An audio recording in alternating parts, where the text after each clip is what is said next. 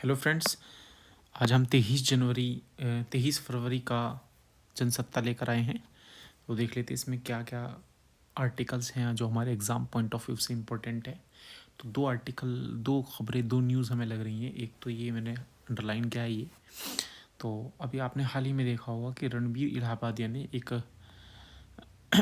अपना जो अश्लीलता भरा एक कमेंट दिया था, जिसको लेकर काफ़ी घमासान हुआ था पूरी यूट्यूब पर, पूरी इंडिया में। तो उसको लेकर जो है सूचना एवं प्रसारण मंत्रालय ने जो संसद की समिति है उनको लिखा है कि भाई अश्लीलता और हिंसा से जुड़ी सामग्री को रेगुलेट करना बहुत ज़रूरी है। ये जितने भी डिजिटल मंच, चाहे यूट्यूब हुआ, फेसबुक हुआ, या और भी कोई चीज़ हुआ, या OTT प्लेटफॉर्म हुई, है ना। चलिए, तो देखते हैं इसमें क्या कह रहा है सूचना एवं प्रसारण मंत्रालय, क्या कहना चाह रहा है, वो बात कर लेते हैं। सूचना एवं प्रसारण मंत्रालय डिजिटल मंचों पर अश्लीलता और हिंसा दिखाई जाने की शिकायतों के बीच हानिकारक सामग्री को विनियमित करने के लिए एक नए कानूनी ढांचे की आवश्यकता और मौजूदा वैधानिक प्रावधानों की समीक्षा कर रहा है। यह एक यूट्यूब कार्यक्रम में रणबीर इलाहाबादिया की अभद्र टिप्पणियों को लेकर पैदा हुए विवाद के बाद सोशल मीडिया पर सरकार द्वारा निगरानी बढ़ाए जाने के लिए कदम उठाए जाने का संकेत है ना। आपने देखा होगा कि रणबीर इलाहाबादिया ने ऐसा कमेंट दिया था, उसके बाद सरकार भी काफ़ी एक्शन में नज़र आ रही है और उन पर एक्शन भी हुआ, जो कि बहुत अच्छी बात है। संसदीय समिति को दिए गए अपने जवाब में मंत्रालय ने कहा कि समाज में इस बात को लेकर चिंता बढ़ रही है कि डिजिटल मंचों पर अश्लील और हिंसक सामग्री दिखाने के लिए अभिव्यक्ति की स्वतंत्रता के संवैधानिक अधिकार का दुरुपयोग किया जा रहा है। भाई, अभिव्यक्ति की अगर स्वतंत्रता है और संविधान ने आपको दे रखे, तो उसका मतलब ये नहीं कि आप कुछ भी बोलोगे, है ना।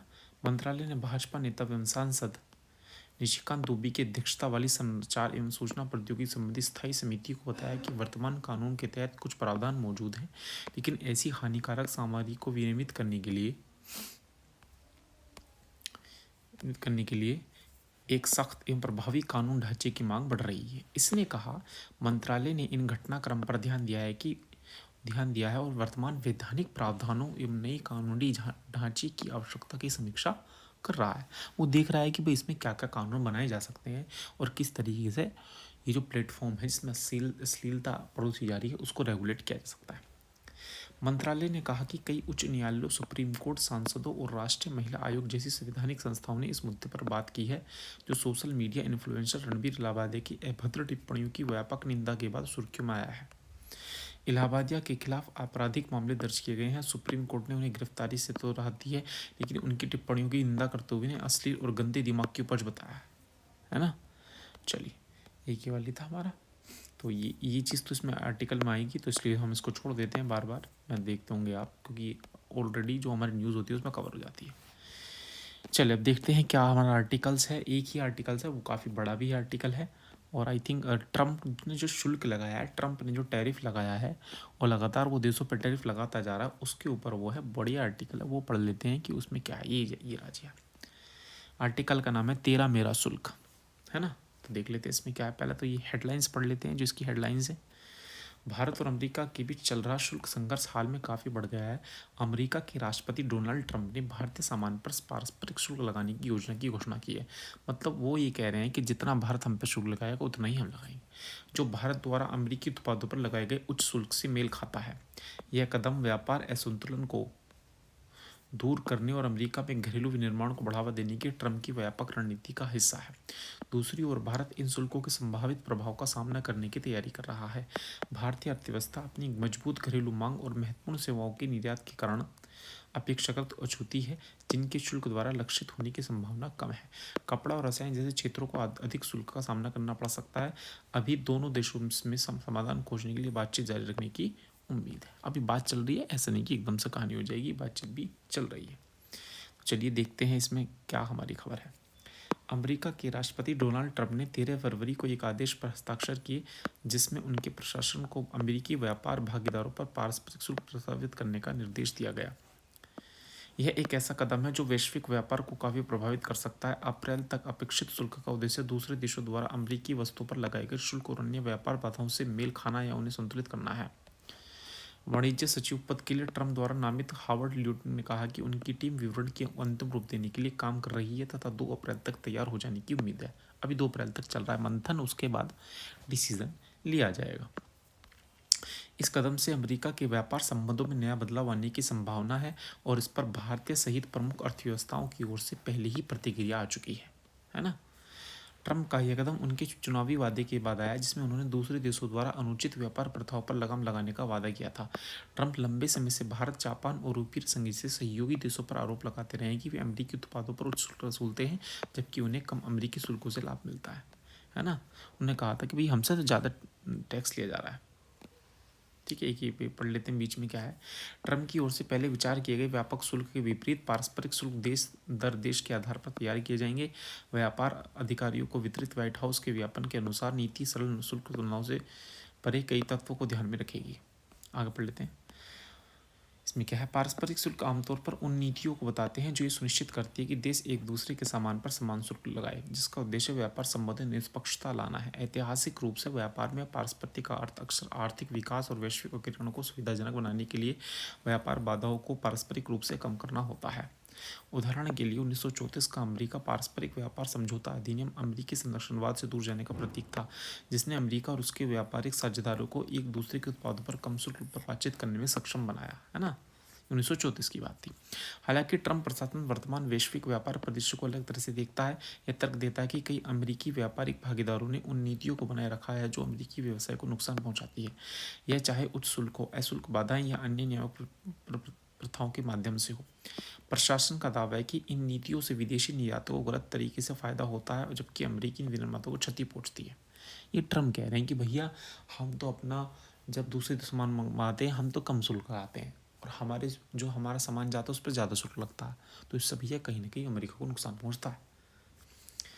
ट्रंप के पहले कार्यकाल के दौरान वाणिज्य सचिव विल्बर रॉस ने अपने व्यापारिक साझेदारों के बराबर शुल्क बढ़ाने का विचार पेश किया था। इस आदर्श व्यापार प्रणाली के तहत अमेरिका अपना शुल्क तभी कम करेगा जब अन्य देश भी ऐसा ही करेंगे। नए प्रस्तावित पारस्परिक शुल्क के इसी तरह काम करने की उम्मीद है, लेकिन व्यापक दायरे के साथ मूल्य वर्धित कर, वैट, विनिमय दर में हेरफेर और औद्योगिक सब्सिडी जैसी गैर शुल्क बाधाओं को ध्यान में रखते हुए।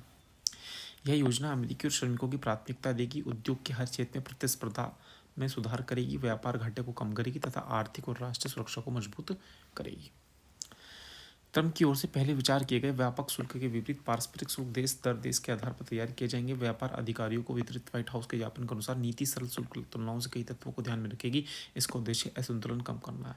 भाई ये ट्रंप जो कर रहे हैं सब इसलिए कर रहे हैं ताकि जो असंतुलन बना हुआ है वो कम हो जाए। ठीक है, देखते हैं क्या है आगे कुछ बोल रहा है।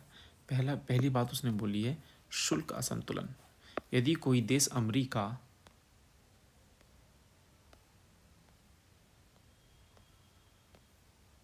आगे देखते हैं क्या बोला। यदि कोई इस अमेरिका आयात पर उच्च शुल्क लगाता है तो अमेरिका भी उस देश से आने वाले सामान पर उतना ही शुल्क लगाएगा। गैर शुल्क बाधाएं, इनमें सरकारी सब्सिडी, विदेशी कंपनियों को नुकसान पहुंचाने वाले कड़े नियम, वैट और विनिमय दर नीतियां शामिल हैं जो निर्यात की लागत को कृत्रिम रूप से कम करती है। क्षेत्र विशिष्ट समायोजन, शुल्क व्यक्तिगत उत्पादों, उद्योगों या किसी विशेष देश से आयात पर समग्र दर के रूप में लागू हो सकते हैं। उदाहरण के लिए ब्राजील वर्तमान में अमेरिकी एथेनॉल आयात पर 18% शुल्क लगाता है जबकि अमेरिका ब्राजीली एथेनॉल को बड़े पैमाने पर शुल्क मुक्त अनुमति देता है। देखो अगर एक तरीके से देखा जाए तो ट्रंप अपने देश के लिए तो ये ठीक ही कर रहे हैं। भाई ब्राज़ील जब भारत से अमेरिका से एथेनॉल मंगाता है या अमेरिका ब्राज़ील में एथेनॉल भेजता है तो 18% टैक्स लगता है, जबकि अमेरिका जब ब्राज़ील से एथेनॉल मंगाता है तो वो उसमें कोई टैक्स नहीं लगता है। तो गलत बात है यार। अब अगर अमेरिका के हिसाब से देखा जाए तो हम ट्रंप एकदम ठीक कर रहे हैं। नई नीति के तहत वाशिंगटन या तो ब्राज़ीलिया इथेनॉल पर अपने शुल्क को बढ़ा सकता है या ब्राज़ील पर अपने शुल्क कम करने का दबाव बना सकता है। इसी तरह यूरोपीय संघ वाहन आयात 10% शुल्क आता है जबकि अमेरिका 2.5% शुल्क आता है। देखो अगर कोई भी वाहन अमेरिका से यूरोपियन यूनियन में जाता है तो उस पर 10% का टैक्स लगता है, जबकि यूरोप से अमेरिका में जाता है तो वो उसमें लगता है 2.5% का, जिससे ट्रंप को यूरोपीय संघ की व्यापार नीतियों को एक तरफा करार देना पड़ा। ठीक है, चले अब देखते हैं इसके क्या है मायने। पारस्परिक शुल्क नीति का वैश्विक व्यापार पर प्रभाव पड़ सकता है, खासकर भारत जैसी उच्च शुल्क दरों वाली उभरती अर्थव्यवस्थाओं पर। हालांकि इसका उद्देश्य प्रतिस्पर्धा के मैदान को समान बनाना है, लेकिन इससे अमेरिका में मुद्रास्फीति बढ़ सकती है और प्रभावित देशों में आर्थिक मंदी आ सकती है। भारत के लिए, जो अमेरिका के साथ व्यापार अधिशेष का फायदा उठाता है, कई नई नई नीति का अर्थ हो सकता है भारतीय निर्यातों के लिए उच्च लागत, विशेष रूप से दवा, कपड़ा और सूचना प्रौद्योगिकी जैसे उद्योगों में समस्या आना। ये सब अमेरिकी बाजार पर बहुत अधिक निर्भर है। भारत की ओर से संभावित जवाबी शुल्क के कारण व्यापार युद्ध छिड़ सकता है, जिससे दोनों अर्थव्यवस्थाओं को नुकसान हो सकता है। देखो, भारत युद्ध नहीं छेड़ना चाहता, अमेरिका से जो शुल्क युद्ध है वो छेड़ना नहीं चाहता कि वो भी लगाए वो भी लगाए, इससे तो और मामला खराब हो जाएगा। भारत पर अपने व्यापार अवरोधों को कम करने का दबाव बढ़ रहा है, जिससे आर्थिक नीति में दीर्घकालिक बदलाव हो सकता है। ट्रंप के आदेश में गैर शुल्क बाधाओं जैसे मूल्य वर्धित कर, वैट, नियामक नीतियों, मुद्रा विनिमय दरों पर भी विचार किया गया है, जो व्यापार वार्ता को और अधिक जटिल बना सकते हैं। ठीक है। खतरे में भारतीय उद्योग, देख लें कौन कौन से भारतीय उद्योग हैं जो जिन पर खतरे की घंटी मंडराती हुई नजर आ रही है। दवा, भारत अमेरिका के लिए जेनरिक दवाओं का एक प्रमुख निर्यातक है और उच्च शुल्क भारतीय दवाओं को अमेरिकी बाजार में कम प्रतिस्पर्धा बना सकता है। ठीक है। तो सोचो, अगर भारत दवा बेचेगा और उन पर ज़्यादा टैक्स लगेगा तो अमेरिका वाले क्या भारत वाली दवा खरीदेंगे, अमेरिका खरीदेंगे? अमेरिका खरीदेंगे। कहीं ना कहीं फिर इसको झटका लगेगा। सूचना प्रौद्योगिकी, इंफॉर्मेशन टेक्नोलॉजी, भारत का आईटी क्षेत्र व्यावसायिक अनुबंधों के लिए अमेरिका पर निर्भर करता है, जबकि सेवाएं शुल्क से सीधे प्रभावित नहीं होती हैं। प्रौद्योगिकी नीति से तनाव बढ़ सकता है ना। इस्पात उद्योग, स्टील वाला देख लेते हैं। एक रिपोर्ट के अनुसार भारत के छोटे इस्पात निर्माताओं को ट्रंप द्वारा लगाए गए शुल्क वृद्धि के परिणामस्वरूप आयात में और वृद्धि से व्यापार से बाहर होना पड़ सकता है ना। कपड़ा, अमेरिका भारतीय वस्त्रों परिधानों के सबसे बड़े खरीदारों में से एक है। बढ़े हुए शुल्क आपूर्ति श्रृंखलाओं को बाधित कर सकते हैं और भारतीय निर्माताओं को प्रभावित कर सकते हैं। भाई, कपड़े पे भी अगर बना दिया तो कहीं ना कहीं सीधा असर भारत के कपड़ा उद्योग पर पड़ेगा, है ना। वह 23 फरवरी का एक आर्टिकल, थोड़ा सा ये नीचे आ गया है, वापस से हम इसको ओपन कर लेते हैं।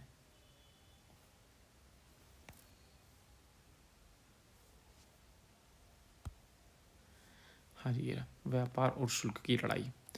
भारत को अमेरिका के साथ 50 अरब डॉलर व्यापार अधिशेष है, जिसका अर्थ है कि यह आयात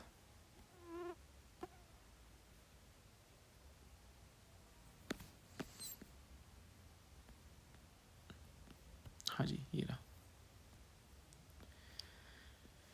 हाँ जी, व्यापार और घटा। हाँ, यहाँ पर थी हम, यहाँ देख लेते हैं क्या बोल रहा है। भारत का अमेरिका के साथ 50 अरब डॉलर का व्यापार अधिशेष है, इसका अर्थ है कि यह आयात करने की तुलना में अमेरिका को अधिक निर्यात करता है। मतलब भारत जो है निर्यात ज़्यादा कर रहा है विद रिस्पेक्ट टू आयात। सामान ज़्यादा भेजता है, अमेरिका मंगाता कम है, तो भारत को तो 50 अरब एक्स्ट्रा हुआ ना। ट्रम्प ने बार बार इस असंतुलन की बात की है। उनका तर्क है कि ये अनुचित व्यापार प्रथाओं को दर्शाता है।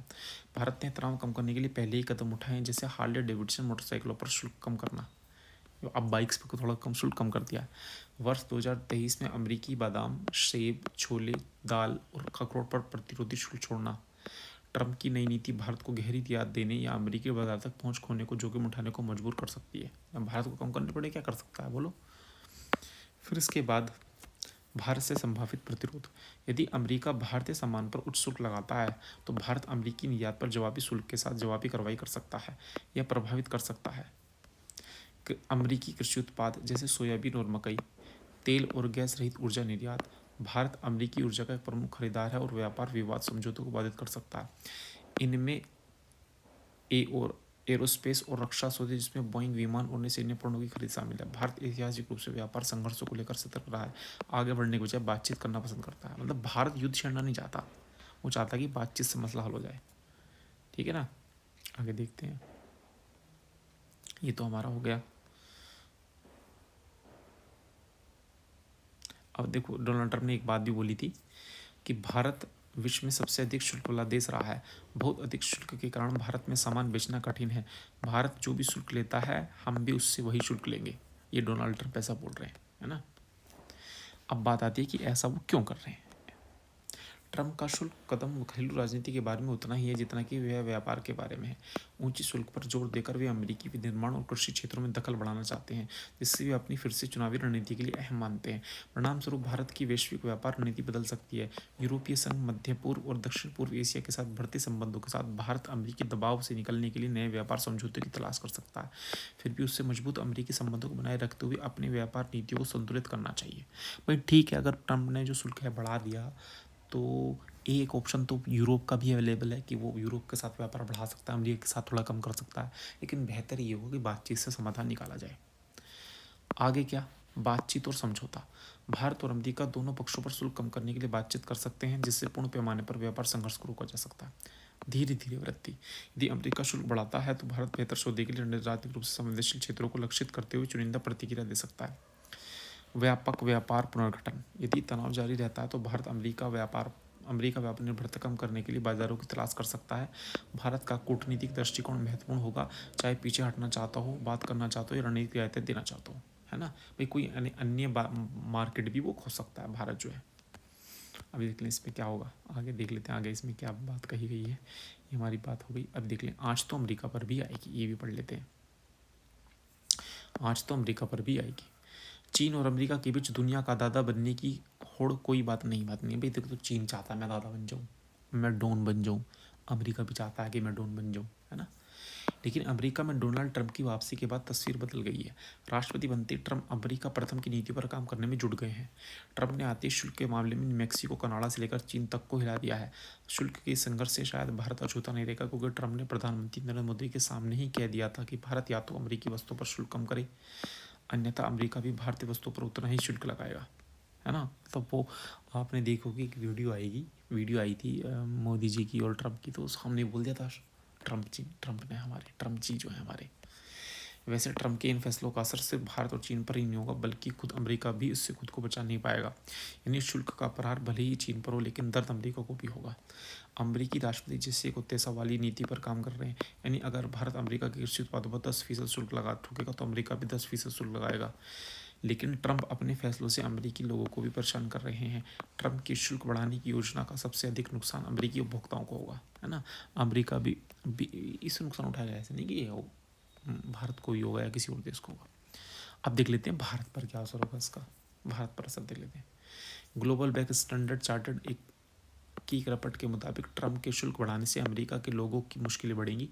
आयात पर शुल्क बढ़ने से कंपनियां उसकी भरपाई उपभोक्ताओं से ही करेंगी, यानी अमेरिका में महंगाई में वृद्धि होगी। भाई अगर किसी चीज़ पर टैक्स बढ़ेगा तो अमेरिका में वो चीज़ महंगी होगी तो कंपनी अपने पास थोड़ी ना देंगी पैसा, वो तो लोगों से लेंगी। सेम काम इंडिया भी करेगा। इसका सीधा नुकसान अमेरिका की अर्थव्यवस्था को होने वाला है ना। स्टैंडर्ड चार्टर्ड की रिपोर्ट की माने तो अमेरिका की विनिर्माण क्षमता और रोजगार बाजार पहले से ही दबाव में है। शुल्क बढ़ने में उसका बोझ उपभोक्ताओं पर पड़ेगा, जिससे महंगाई बढ़ेगी, विश्व व्यापार की आपूर्ति श्रृंखला प्रभावित होगी, अमेरिका के जीडीपी को उसका नुकसान होगा, है ना। रिपोर्ट के मुताबिक, और जो रिपोर्ट है उसके मुताबिक अमेरिका की व्यक्तिगत उपभोग व्यय मुद्रास्फीति को 0% तक बढ़ा सकता है। अमेरिका की जीडीपी वृद्धि 1.2% तक घट सकती है। भारतीय स्टेट बैंक की रिपोर्ट। अब भारतीय स्टेट बैंक की जो रिपोर्ट है वो क्या कहती है।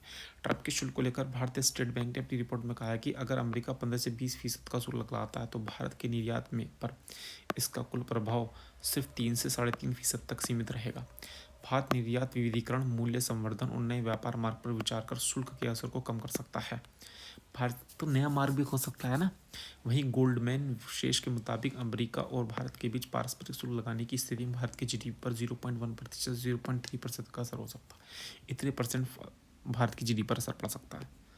ठीक है, अब देखते हैं भारत ने क्या किया अब तक। भारत ने क्या किया अब तक, ये कुछ पॉइंट्स दिए गए हैं, 4 पॉइंट दिए गए हैं, देख लेते हैं कि इसमें क्या क्या कहा गया।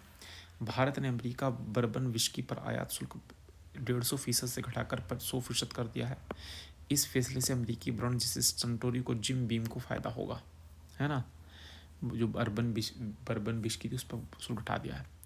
यह फैसला अमेरिकी राष्ट्रपति ट्रंप के भारत पर अनुचित व्यापार शुल्क लगाने के आरोप के बाद आया।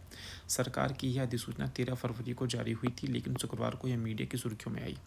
हालांकि दूसरे शराब उत्पादों पर 150% का शुल्क जारी रहेगा। राष्ट्रपति ट्रम्प ने भारत पर आरोप लगाया था कि वह अमेरिकी कंपनियों को अपने देश में सामान बेचने में बहुत मुश्किलें पैदा करता है। इसके बाद भारत ने मोटर बाइक और सैटेलाइट ग्राउंड इंस्टॉलेशन सहित कई उत्पादों पर अपने शुल्क को 13% से घटाकर 11% कर दिया है ना। नई दिल्ली में सत्ता 30 से अधिक अन्य उत्पादों पर शुल्क कम करने की योजना को घोषणा की है, यानी कहीं ना कहीं वो शुल्क कम कर रहा है भारत। राइटर्स के मुताबिक एक सरकारी दस्तावेज से पता चलता है कि भारत की ईवी नीति, जो देश में निवेश करने वाले विदेशी वाहन निर्माताओं के लिए आयात कर में कटौती की पेशकश करती है, उन्हें ऐसी राहत के लिए चार्जिंग बुनियादी ढांचे पर खर्च किए गए धन का उपयोग करने से रोकेगी, जिससे कार निर्माण में वृद्धि होगी। भारत ने पिछले वर्ष टेस्ला को आकर्षित करने के उद्देश्य से एक नीति की घोषणा की थी। विदेश में इलेक्ट्रिक वाहनों का निर्माण करने तथा विदेशी कार निर्माताओं को 15% शुल्क पर कारें आयात करने की अनुमति दी थी, जो वर्तमान में लगभग 100% है। लेकिन ऐसा तभी होगा जब वे कारखाने के लिए कम से कम $500 मिलियन का निवेश करेंगे। ठीक है, कुछ कंडीशन लगा दी थी। भारत ने इस बार के बजट में मोटरसाइकिलों पर आयात शुल्क में कटौती की है। 1600 सीसी से ज़्यादा इंजन वाली ताकतवर बाइक पर शुल्क 50% से घटाकर 30% और छोटी बाइक पर शुल्क को 50% घटाकर 40% किया गया है ना। तो कुल मिलाकर अब जो है इंडिया भी टैक्स घटा रहा है। ठीक है, तो अच्छा आर्टिकल था। तो आज के लिए ये आर्टिकल है, बाकी जो आर्टिकल है वो पॉलिटिकल है, उनका कोई सेंस नहीं बनता डिस्कस करने का।